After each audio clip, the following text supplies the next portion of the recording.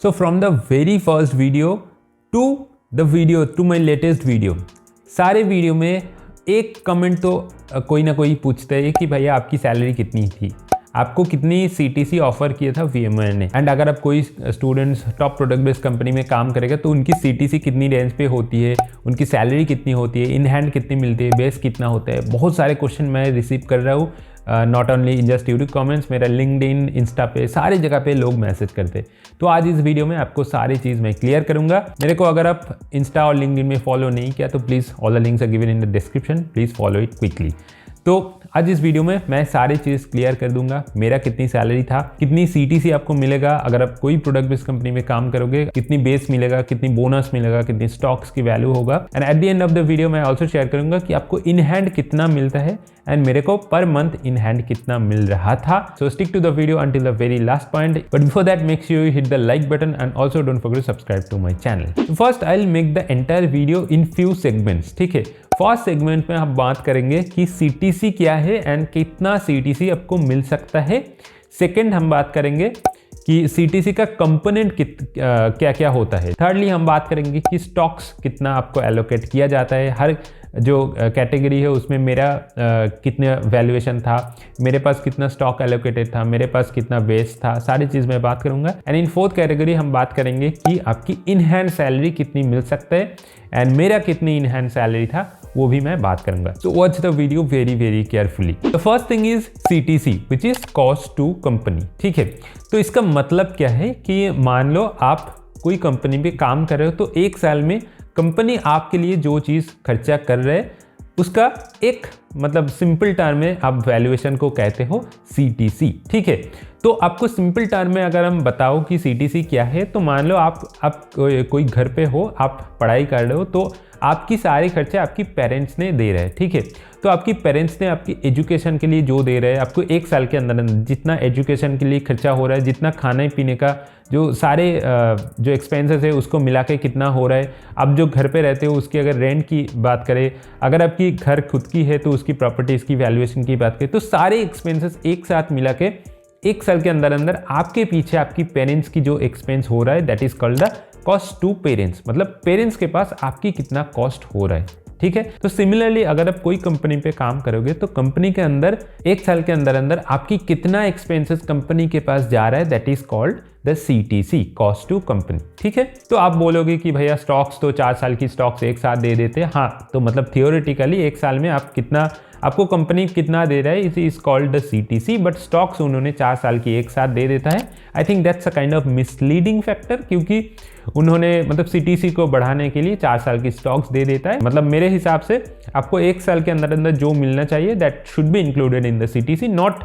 उसके बाद, मतलब आप 2-3 साल 4 साल बाद कितना स्टॉक्स आपको मिलेगा दैट डजंट मैटर कि आपको CTC कितना है, ठीक है। It's a kind of misleading thing from my point of view. तो जनरली स्पीकिंग अगर आप कोई टॉप प्रोडक्ट बेस्ड कंपनीज की बात करें तो उनकी CTC 22 to 25 LPA से स्टार्ट होता है एंड ये चलते मतलब 40, 45, 50 LPA तक भी चलते हैं, ठीक है। एवरेज आप मान के चलो कि 25 से 40 LPA is the average range of the most of the product based companies, चाहे आप गूगल की बात करो, माइक्रोसॉफ्ट, अमेजन, फ्लिपकार्ट, मैं जो कंपनी में काम किया था VMware, उसके बाद है स्विगी, जोमेटो, ओला, उबर, सारे कंपनीज की CTC इसी रेंज पे होता है।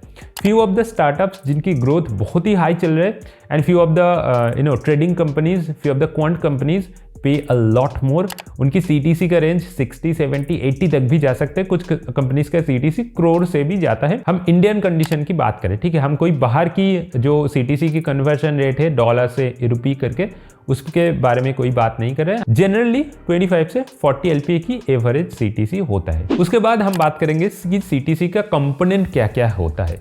The first component is obviously the base salary and इनकी रेंज होता है आप मान लो 11 LPA से 18 LPA, ठीक है। ये एक एवरेज रेंज है। आपको CTC चाहे कितना भी हो, आपको बेस हमेशा इसी रेंज पे मिलेगा, ठीक है। बट आपको एक चीज़ दिमाग में रखना कि base is not equal to आपकी इन हैंड सैलरी। आपकी इन हैंड सैलरी में बहुत ज़्यादा कंपोनेंट होता है, अलग अलग कंपोनेंट होता है, but base is a kind of major कि आपको कितनी एक महीने के बाद मिल सकता है, बट उससे थोड़ा ज़्यादा आपको मिलेगा एक महीने के बाद। And you can also calculate your monthly in hand approximately with the base salary. अगर आपकी बेस है 12 LPA तो आप मान के चलो आपकी मतलब विथ टैक्सेस आपकी 1 लाख पर मंथ आपकी इन हैंड आएगी। एंड उसके साथ कुछ अलग चीज़ भी जुड़ेगा, तो उस थोड़ा बहुत आपको 1,05,000 1,10,000 ये भी आपके हाथ में आ सकते हैं, but that is before the tax deduction. तो उसके बारे में भी हम बात करेंगे कि कितनी टैक्स इसमें इंक्लूड होगा एंड कितनी टैक्स आपको देना पड़ेगा, ठीक है। उसके बाद होता है सेवरल बोनसेस। एक होता है सबसे बड़ी जो बोनस होता है वो है जॉइनिंग बोनस।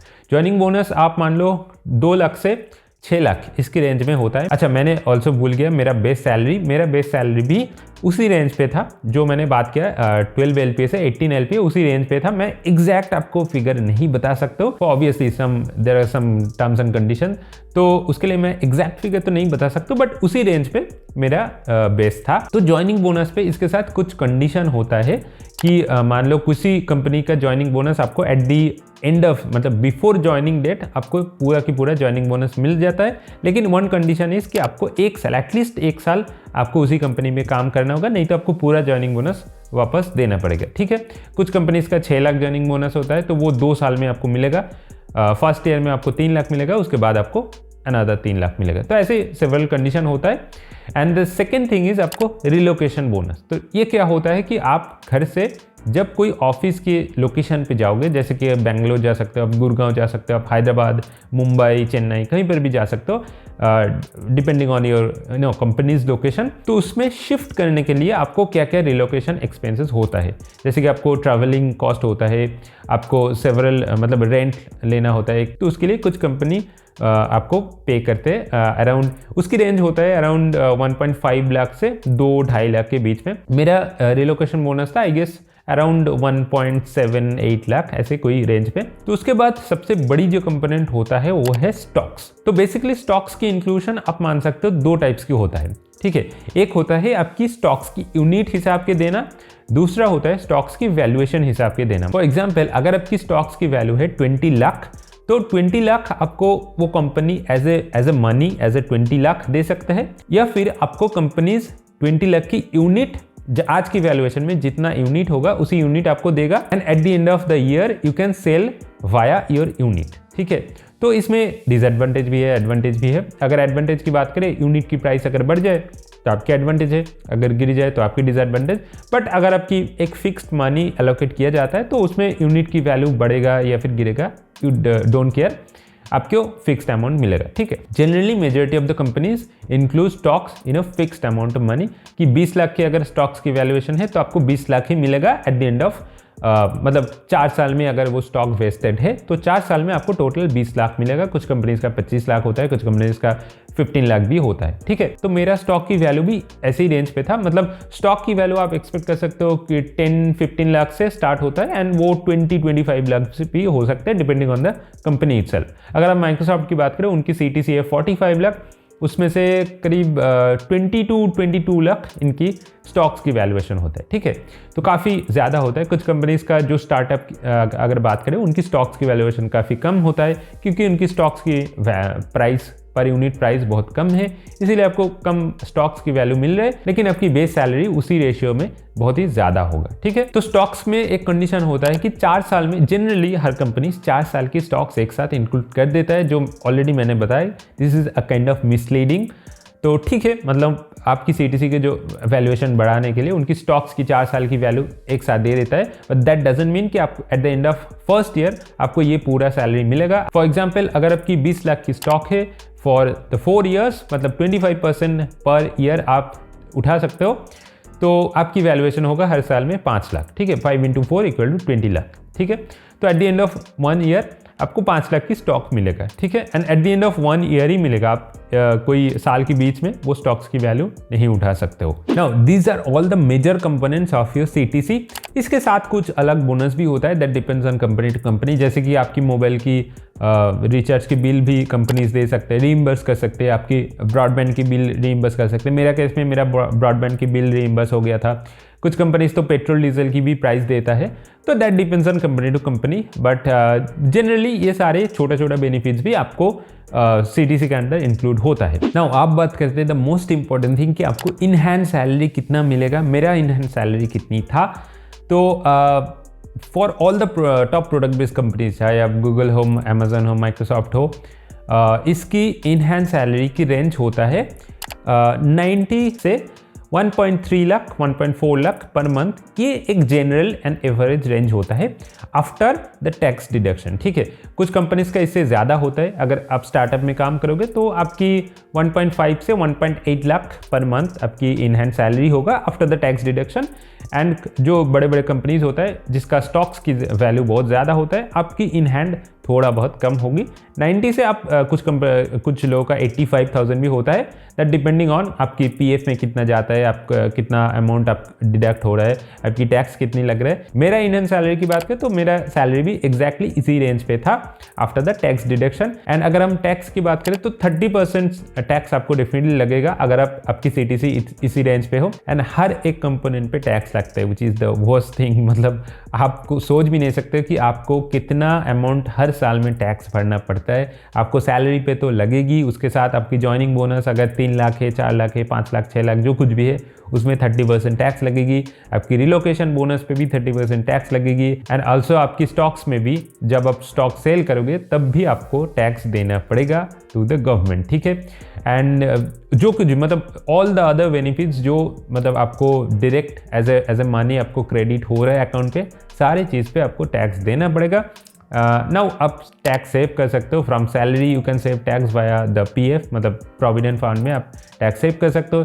इसके अलावा आप कुछ टैक्स सेविंग म्यूचुअल फंड है, टैक्स सेविंग अदर बेनिफिट्स भी आप LIC है, बहुत सारे अलग अलग चीज़ है, उसमें आप इन्वेस्ट करके टैक्स सेव कर सकते हो। But that depends on individual.